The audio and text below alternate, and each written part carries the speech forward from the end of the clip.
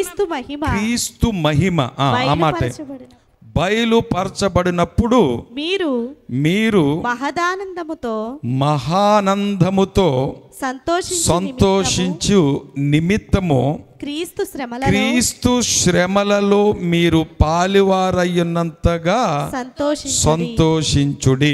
ఈ మాట దయచేసి, క్రీస్తు ప్రభుల వారు భూమి మీద ఉన్నప్పుడు ఏం పొందాడు? ఆయన శ్రమలను అనుభవించాడు. ఆయన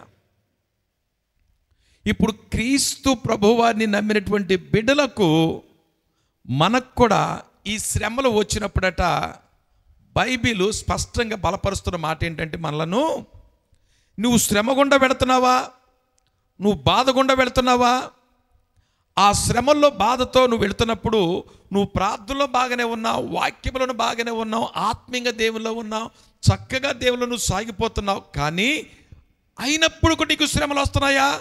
అట్లాంటి వ్యక్తిగా ఉన్నటువంటి నీకే ఈ మాట పేతురు ద్వారా హెచ్చరిస్తున్న మాట, బలపరుస్తున్న మాట ఏంటంటే, ఆ బాధ ఎప్పుడైతే నువ్వు అనుభవిస్తావో, ఆ శ్రమ ఎప్పుడైతే నువ్వు అనుభవిస్తావో, యేసుక్రీస్తు ప్రభుల వారు పొందినటువంటి శ్రమల్లో కూడా నువ్వేమైపోతావట? పాలి భాగస్థులం అయిపోతాం. దేవునికి స్తోత్రం కలుగునుగాక.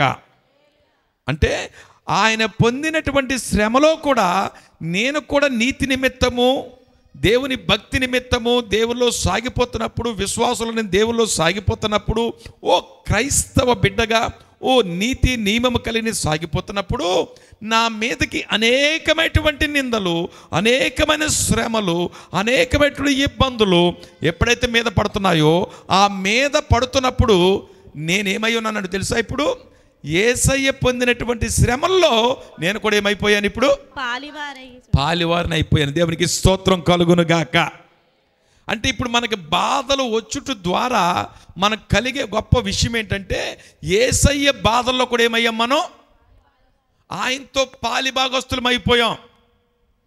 చూడండి, చాలా గొప్ప గొప్ప వారితో మనం పార్ట్నర్షిప్లు తీసుకుంటూ ఉంటాం వ్యాపారంలో.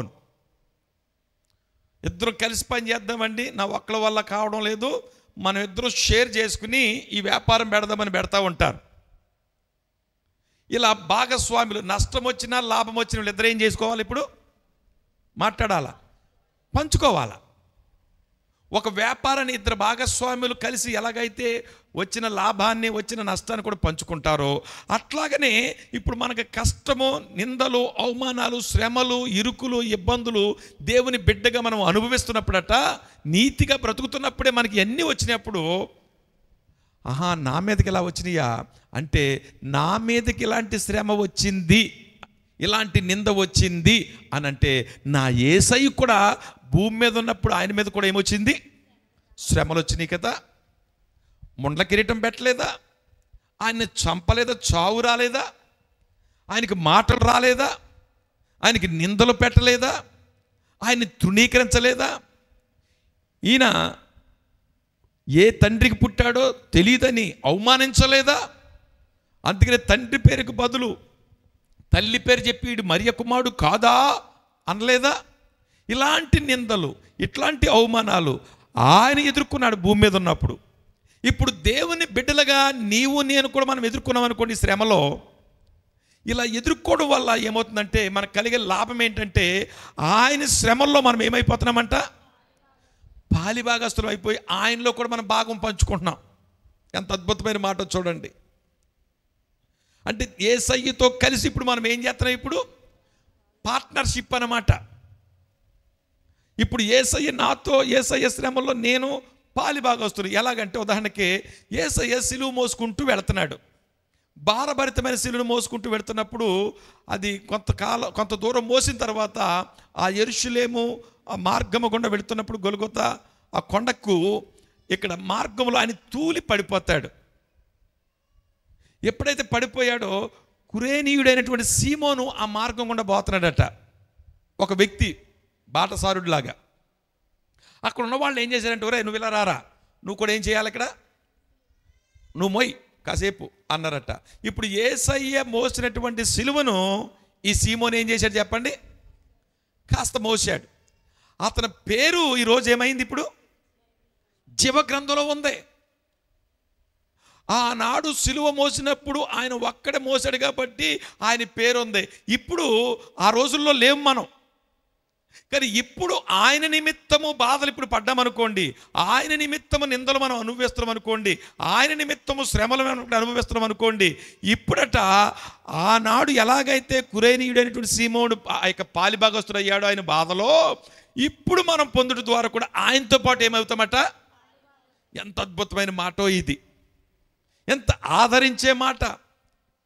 ఈరోజు నువ్వు దేవుని బిడ్డగా, విశ్వాసగా, సేవకుడిగా, సేవకురాలుగా దేవుల్లో నమ్మకంగా సాగిపోతున్నప్పుడు రకరకాలైనటువంటి మీదకి సమస్యలు, శ్రమలు మీద పడుతున్నప్పుడు రకరకాల మాటలు అంటారు. ఏంటి నీకు ఇలా వస్తుంది, నీకు ఇలా జరిగింది, నువ్వు నమ్ముకున్న దేవుడు ఇలా చేశాడు, లేక నువ్వు నమ్ముకున్న దేవుడు గొప్పడు అన్నారు కదా, ఇలా కదా, అలా కదా, ఈ మాటలన్నీ పెట్టి మనం కొడుతున్నప్పుడు మనము ఎవరితో పాలిభాగస్తులు అయినట్టు? మనల్ని అన్నట్టు కాదు, అది ఎవరిని అన్నట్టు? నువ్వు కూడా వాళ్ళతో కలిసిపోయి నిజంగానే అలాగని దిగజారిపోయావు అనుకో, అప్పుడు నువ్వు ఓడిపోయినటువంటి క్రైస్తవురాలు, క్రైస్తవుడవు. ఇప్పుడు పాలిభాగస్తులు పొందిన వాళ్ళం కాదు మనం. ఎవరయ్యా పాలిభాగస్తులు అంటే ఆ నిందల్లో, అవమానాల్లో, ఇరుకుల్లో, ఇబ్బందుల్లో కూడా ప్రభువు కోసమే నిలిచి ఏది ఏమైనా నా ప్రభు కొరకు నేను బ్రతుకుతానని అంటావా? అలా బ్రతికి నిలబడినటువంటి వ్యక్తులు ఎందుకయ్యా, ఏమిటయ్యానంటే యేసు ప్రభు వారు పొందినటువంటి శ్రమల్లో మనం ఏం పొందుకున్నామట? పాలి పొందుకున్నామండి. అందుకని ఈరోజు శ్రమ వస్తున్నప్పుడు, ఇరుకుల మీద పడుతున్నప్పుడు దేవుని బిడ్డలారా సంతోషించండి. ఎలాగో తెలుసా, నేను శ్రమ పడ్డాను నా విశ్వాస జీవితంలో, దీన్ని క్రీస్తు శ్రమలో నేను కూడా ఏమై ఉన్నాను, ఆయన నాకు భాగస్తుడై ఉన్నాడు, నేను కూడా ఆయనతో ఏమై ఉన్నాను, పాలిభాగస్తురాలిని, పాలిభాగస్తుడిని, ఆయనతో కలిసి నేను ఉన్నాను అనే ఒక భాగస్వామ్యాన్ని కలగడానికి సంతోషించాలన్నమాట. ఈ లోక సంబంధమైన వ్యక్తులతో భాగస్వామ్యం కలిగినందుకు నువ్వు విర్రవీగుతావే, కానీ ఈ లోకాన్ని సృష్టించిన సృష్టికర్త యేసయ్యతో పాలిభాగస్తులు అవడానికి ఎంత గర్వం అండి ఇది మనకి, ఎంత ఆధిక్యత అండి మనకిది.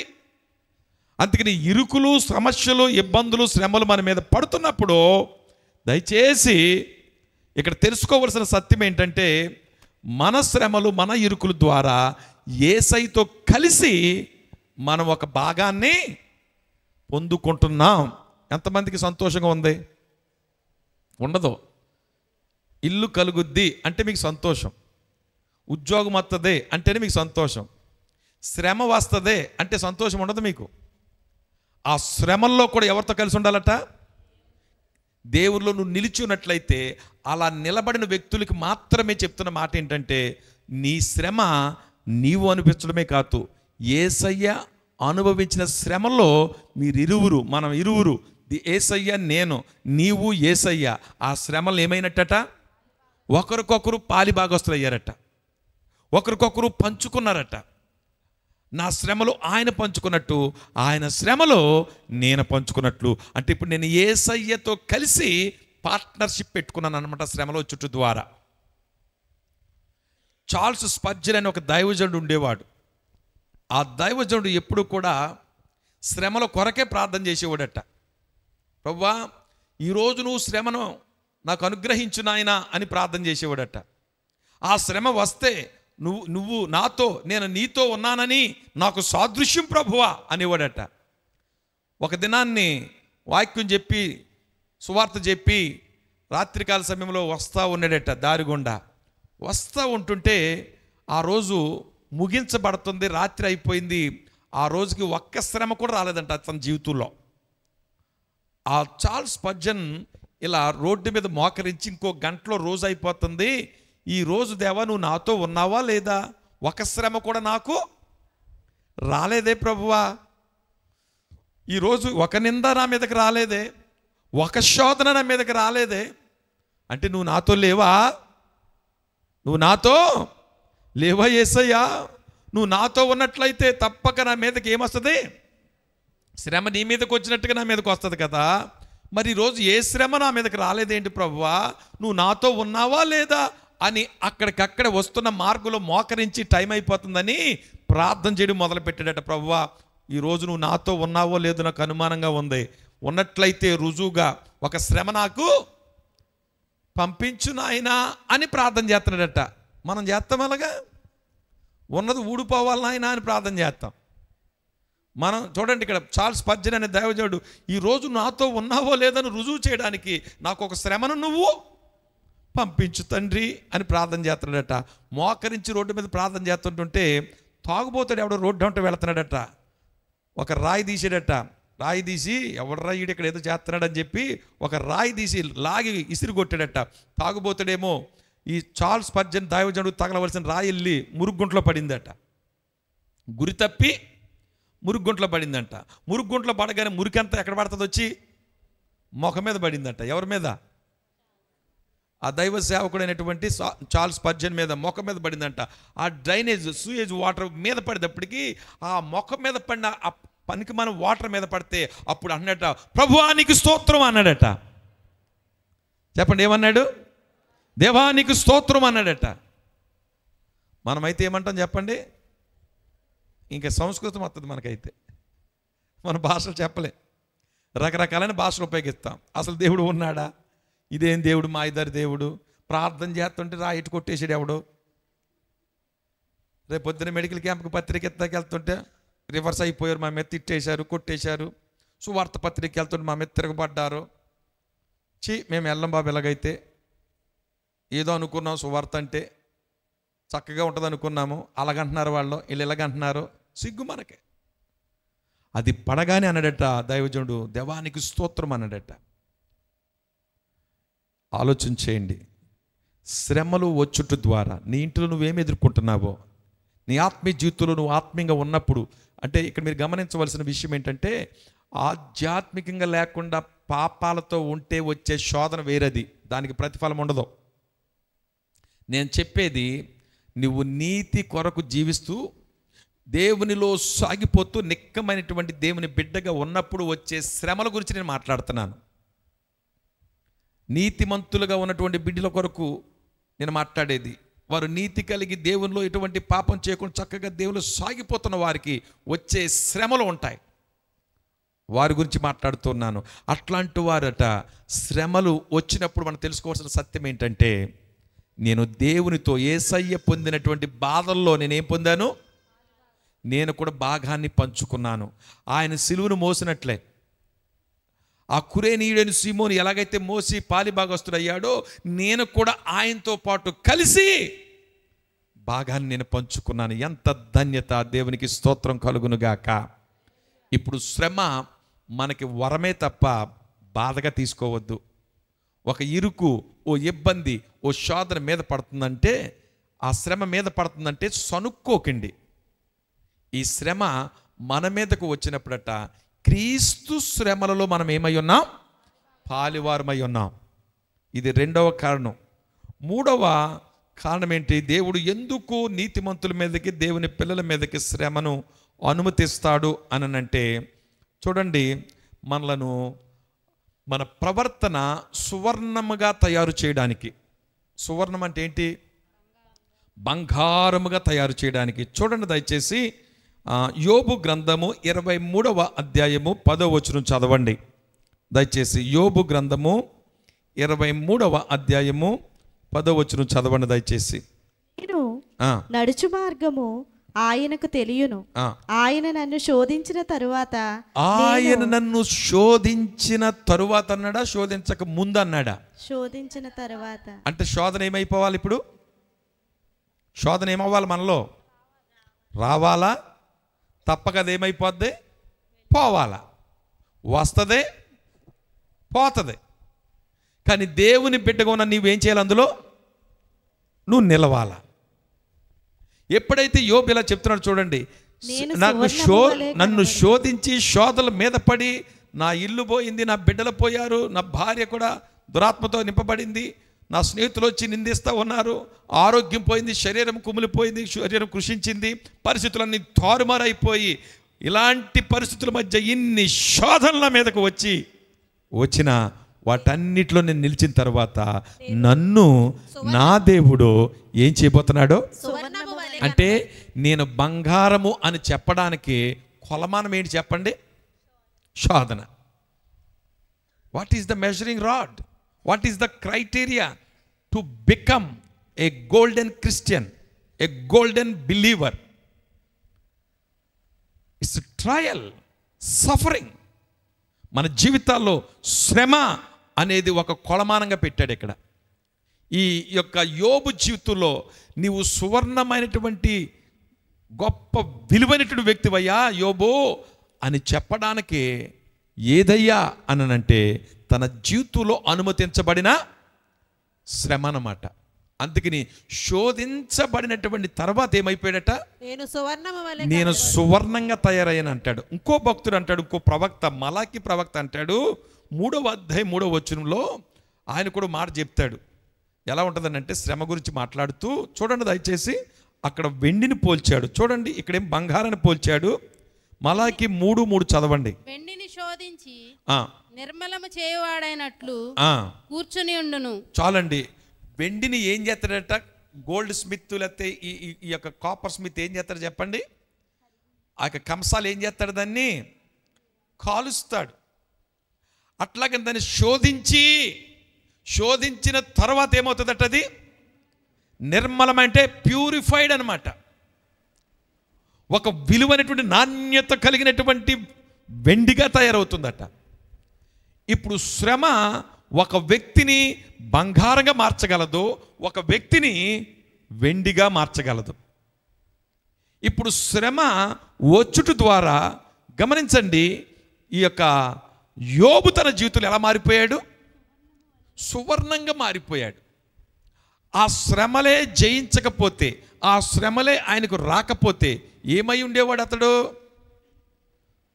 ఓ సామాన్యమైనటువంటి వ్యక్తిగానే ఉండేవాడు.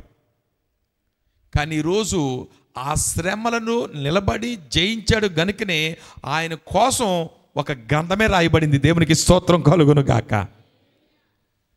ఆయన శోధించబడిన తర్వాత ఎలా మారిపోయాడట, బంగారంగా మారిపోయాడట. ఈరోజు రకరకాల నిందలు మన మీదకి వస్తాయండి. ఇప్పుడు రాకపోతే రేపు వస్తాయి, రేపు రాకపోతే ఎల్లుండి వస్తాయి. రకరకాల సమస్యల మీదకి రావచ్చు, రకరకాల పరిస్థితుల మీద పడవచ్చు. ఎన్ని వచ్చినా దేవా ఈ శ్రమలో నేనేమవ్వాలంటే, శోధించబడిన తర్వాత, నన్ను ఈ శోధన వచ్చిన తర్వాత, ఈ సమస్య మీద పడిన తర్వాత, ఎన్ని మీదకొచ్చినా ఈ శ్రమలన్నీ కూడా నన్ను ఏం చేయగలుగుతున్నాయి అంటే, నన్ను ఒక నిర్మలమైనటువంటి బంగారముగాను వెండిగాను తయారు చేయగలవు అంటున్నారు ఇద్దరు భక్తులు ఇక్కడ. ఒక భక్తుడేమో సువర్ణమవు అంటున్నాడు, మరో భక్తుడు వెండి అంటున్నాడు. అంటే శ్రమలు మన ఆత్మీయ జీవితంలో, ఒక వ్యక్తి జీవితంలో ఏం చేస్తాయి చెప్పండి, ఎలా మారుస్తాయి, ఒక సువర్ణవంతమైనటువంటి జీవితంలోకి మారుస్తాయట. అందుకనే యోబు శోధించబడిన తర్వాత ఆఖరికి వచ్చేటప్పటికి పోయింది ఒకంతు పోతే పొందుకున్నది ఎంతట, 2 అంతలు పొందుకున్నాడట. దేవునికి స్తోత్రం కలుగునుగాక. కాబట్టి శ్రమ వచ్చినప్పుడు సనుక్కోకండి. శ్రమ వచ్చుట ద్వారా మనలను సుందరంగా తయారు చేయడానికి, సువర్ణంగా తయారు చేయడానికి, ఒక బంగారము వలె మనం తయారు చేయడానికి, ఒక ముత్యము వలె మనం తయారు చేయడానికి ఈ శ్రమలు అనేవి వస్తాయి. వచ్చినప్పుడు నువ్వు నిలబడతావా, నువ్వు నిలిచినట్లయితే నువ్వు సువర్ణంగా తయారవుతావు. లేవు నువ్వు దిగజారిపోతావా, దిగజారిపోయినట్లయితే యోబు భార్య వలె తయారవుతావు. ఈరోజు ఎందుకు దేవుడు మనలను ఈ శ్రమల గుండా అనుమతించి పంపిస్తున్నాడు, లేక ఎందుకు దేవుడు నీతిమంతుల మీదకి, దేవుని బిడ్డల మీదకి శ్రమలు వస్తాయి అనంటే, మొదటి కారణం చెప్పండి, మొదటి రీజన్ ఏంటి చెప్పండి, మన విశ్వాస జీవితాన్ని పరీక్షించడానికి. ఇది పరీక్షించడానికి, అది గుర్తుపెట్టుకోండి. శ్రమ అంటే కేవలం ఏదో ఒక ఆర్థికపరమైనటువంటి సమస్య అని అనుకోకండి. ఏ రకమైనటువంటి పరిస్థితి మీదకి వచ్చినా, దేవుని నిమిత్తం ఏ శోధను ఎదుర్కొన్నా అది నీకు పరీక్ష కొరకే వస్తుంది. కొంతమంది అంటూ ఉంటారు, నువ్వు దేవుని మందిరానికి వెళ్తున్నావు కదా, నీకెందుకు ఇలా జరిగింది, నీకెందుకు ఇది లేదు, నీకెందుకు ఇది రావడం లేదు, నీకెందుకు ఇది జరగడం లేదు, నీకెందుకు ఉద్యోగం రావడం లేదు, నువ్వెందుకు పాస్ అవడం లేదు, నీకెందుకు సంతానం లేదు, నీకెందుకు పిల్లలు లేరు, నీకెందుకు ఇలా జరిగిపోతుంది, మీ కుటుంబంలో ఎలాగ అయిపోయింది, ఇలా జరుగుతుంది, ఏంటిది, ఇవన్నీ కూడా ఏంటి చెప్పడం మనకి పరీక్షలు. ఈ పరీక్షల్లో మనం నిలబడాలా, పరీక్షించడానికి వస్తాయట. రెండవది, క్రీస్తు శ్రమల్లో మనం ఏం తీసుకోవడానికి, భాగాన్ని పొందుకోవడానికి. శ్రమల్లో ఏం పొందుకుంటాం ఇప్పుడు మనం? పాలి భాగస్తులుగా ఉండడానికి. అంటే యేసయ్య పొందినటువంటి శ్రమల్లో మనం ఎప్పుడైతే శ్రమను అనుభవించామో, పొందుకున్నామో, యేసయ్య పొందుకున్నాడు కాబట్టి ఆయనతో పాటు మనము, మనతో పాటు ఆయన పాలి భాగస్థులము అవ్వడానికి ఈ శ్రమ రావాలి. ఈ శ్రమ వచ్చిందని సనుక్కోకండి. ఈ శ్రమ వచ్చుట ద్వారా యేసయ్యకే వచ్చింది. ఎంత గొప్ప! యేసయ్యకే వచ్చింది. ఇప్పుడు నాకు రావడం పెద్ద గొప్ప ఏంటి? నేను ఆయనతో కలిసి ఏం చేస్తున్నాను? ఇప్పుడు పాలి భాగస్థులుగా ఉండబోతున్నాం అని ప్రభుని స్తుతించండి.